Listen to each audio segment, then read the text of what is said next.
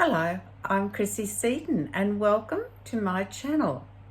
Thank you to my subscribers, and if you're not already a subscriber, please consider doing so.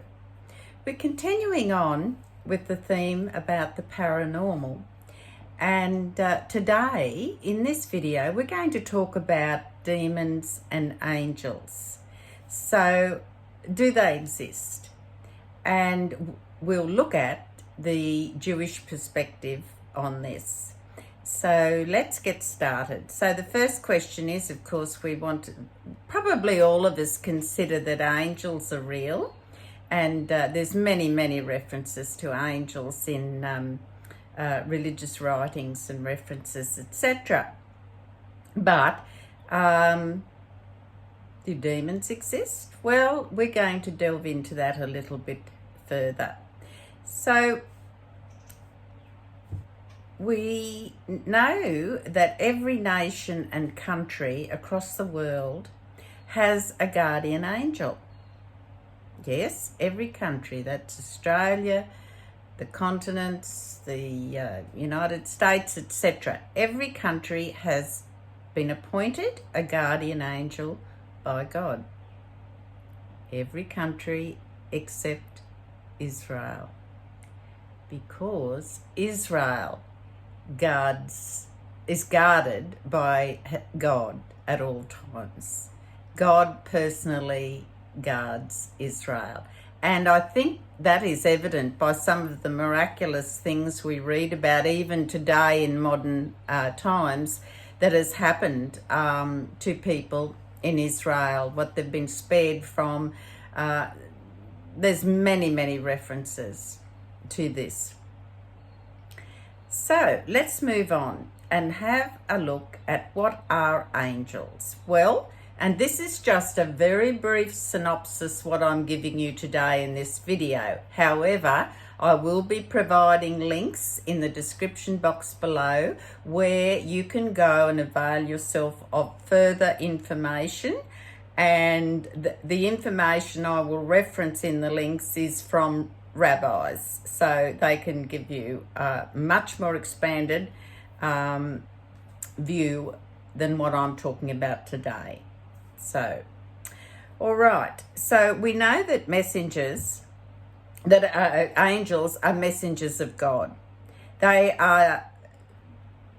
do God's will. They're commanded by God.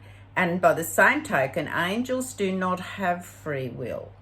So they are strictly agents, emissaries of God. They have a spiritual form, but they don't actually have a material form or material substance, as we would call it. And they always remain in existence. They're eternal. And naturally, you can't see an angel. And, under normal circumstances, you can't see an angel. However, some people have been blessed to actually see an angel, and that usually occurs in a situation of prophecy. So some examples would be Abraham.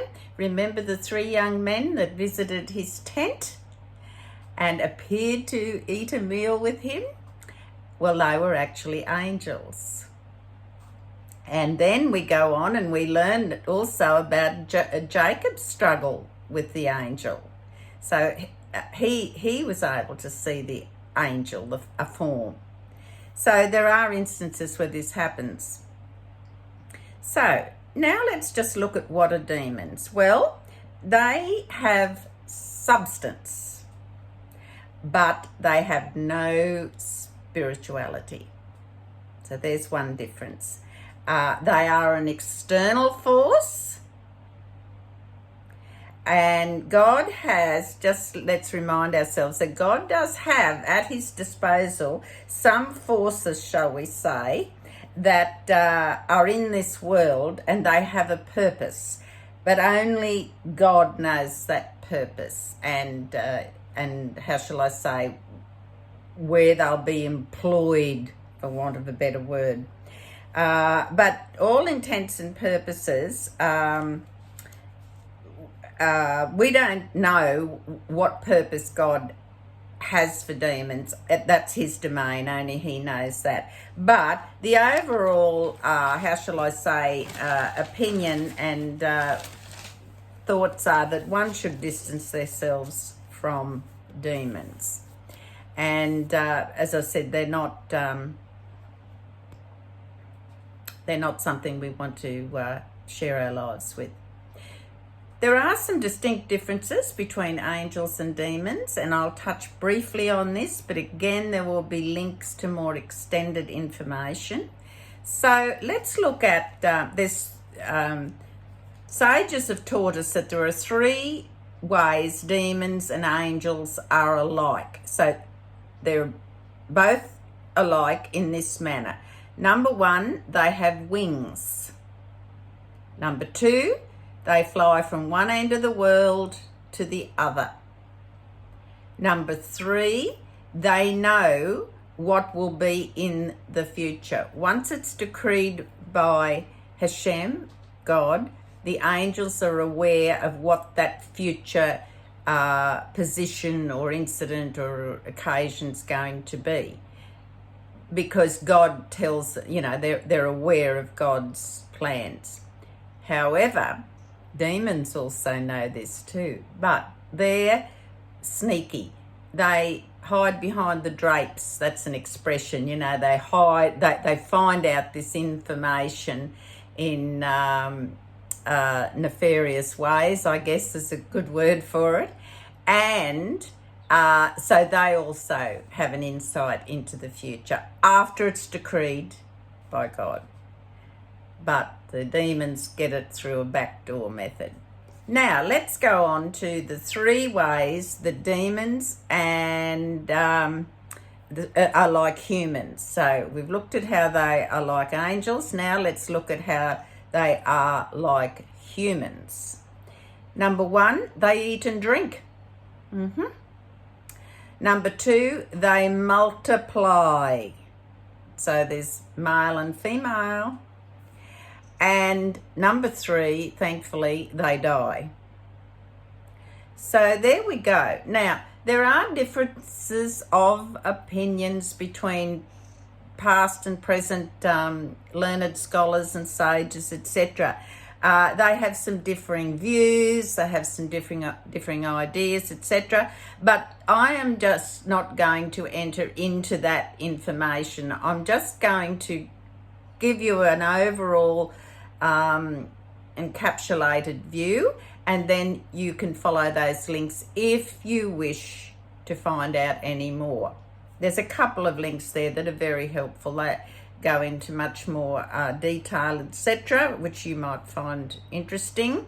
But for me to go into all those nuances and ideas, it would have to stretch over 3 or more videos, and my job is just to give you an overview and then give you some links to follow up on for yourself, some references, shall we say. Now, but anyway, either way, we are told, regardless of the sages' views on this, that we should distance ourselves from these entities. Now, whether they exist or not, most people today, it's not actually discussed in general conversation. People, it's not the topic of, the news, so to speak. So it's not very often talked about anymore. Now, there are some references, and I will put those also in the description box below, and they're Tanakh references that you can look up and read. Now, we're just going to go on and have just a few more words about demons. Now, the thing about demons is that they cause havoc and discord. So they're not, how shall I say, cute little images like you see, the little devil with the rosy cheeks and the pitchfork and stuff like that. No, it's not a Disney representation. These are, how shall I say, they're not things that you want to hang around with, and they're not things that you want to try to be, how shall I say, in step with. Demons hang around everywhere. Some people say they hang around, like scrub and bushland and waterways and things like that, or even at the end of a tap that's, a water tap, for instance. And there are lots of things the Jewish people do in regards to water and that, which isn't practiced and not necessary for Noahides to do. But nevertheless, it's interesting to understand the history and why it's done at times. And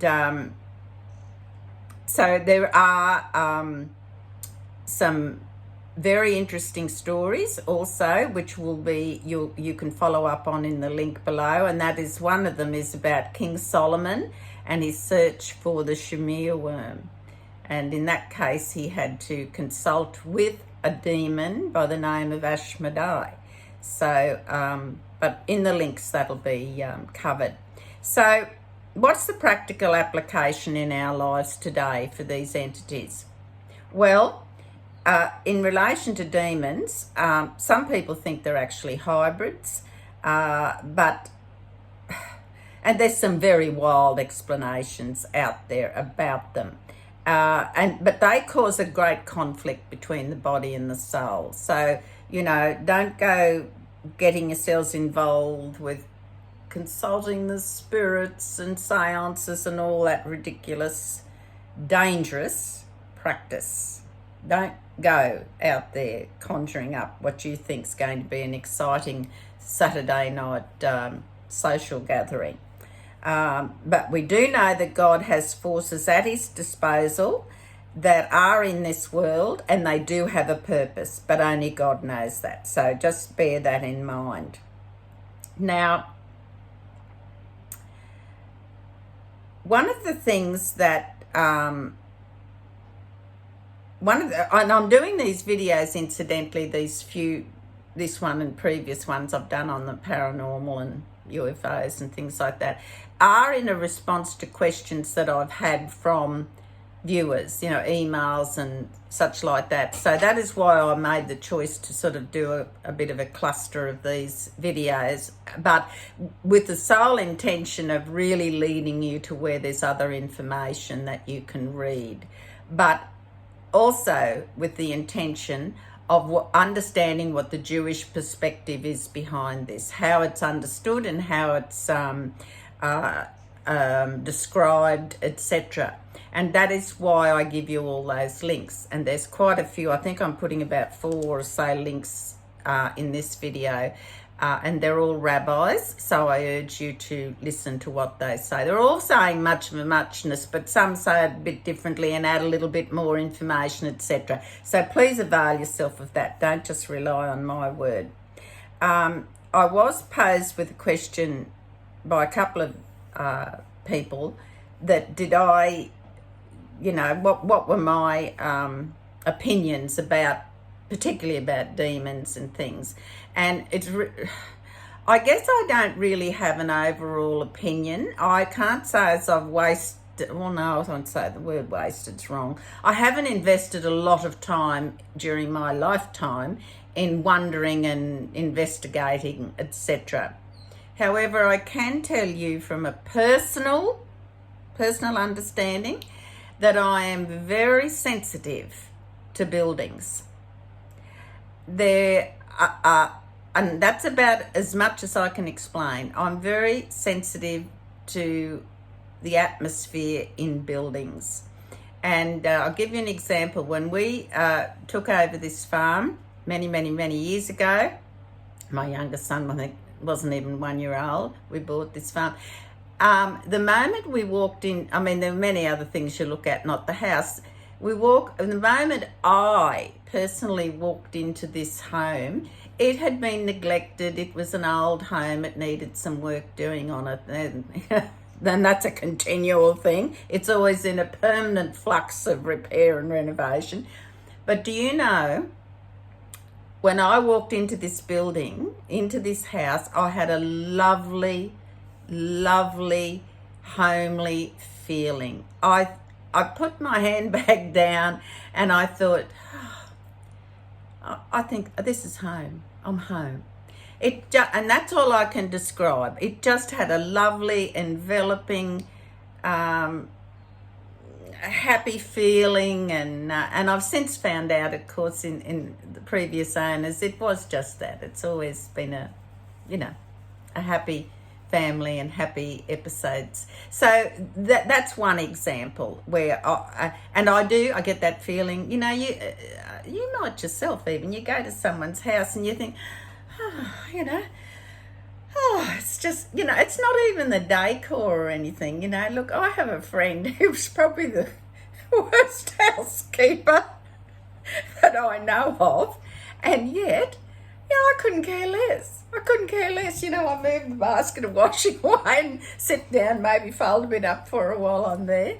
But it's just an atmosphere. You don't notice all the dishes in the sink and the unfolded clothes and the cat hair everywhere and stuff like that. You don't. There's an atmosphere. So that's my explanation. And on the other hand, there are buildings that I won't enter, or buildings I've entered and I've made sure I got out of there quickly. And for the opposite reason, that I can sense something. You asked me to put it in words, I couldn't. But I just got this feeling, get out of here, get yourself out of here, Chrissy, you don't need to be here. This is, it's an oppressive sort of energy, and it's not good. So that's my experience. That's the whole extent of it. I don't have any other insights or anything, but I'm certainly sensitive to buildings. So once again, thank you to those who are subscribing. I really appreciate it. Please consider sharing my videos as well. You're more than welcome to do that, and give it a like, become a subscriber, and in the meantime, your job is to take care of yourself, and God bless.